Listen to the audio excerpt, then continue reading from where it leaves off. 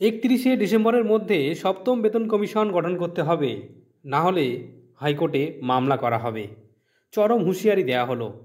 সরকারি কর্মচারীদের পক্ষ থেকে এমনই গুরুত্বপূর্ণ হুঁশিয়ারি দেওয়া হয়েছে।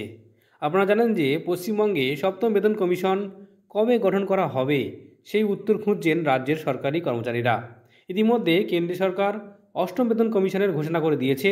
কমিশনে কারা কারা থাকছেন তাও ঘোষণা করে দিয়েছেন, কিন্তু রাজ্য সরকার সেই পথে হাঁটেনি। অষ্টম বেতন কমিশন তো দূরের কথা, সপ্তম বেতন কমিশনের বিষয়েও উচ্চবাচ্য করেননি। একাংশের আবার ধারণা বিধানসভা ভোটের আগে বাজেটে সেই বিষয়ে ঘোষণা হতে পারে।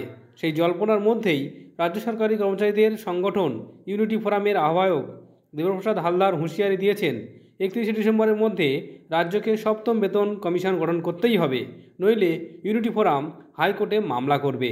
যদিও বিষয়টি নিয়ে রাজ্য সরকারের তরফে আপাতত কোনো মন্তব্য করা হয়নি। এমনিতেই পশ্চিমবঙ্গের রাজ্য সরকারি কর্মচারীরা এখন ষষ্ঠ বেতন কমিশনের আওতায় রয়েছেন, যা খাতা কলমে 2016 সালে গঠিত হয়েছিল। তবে ষষ্ঠ বেতন কমিশনের সুপারিশ কার্যকর হয়েছে।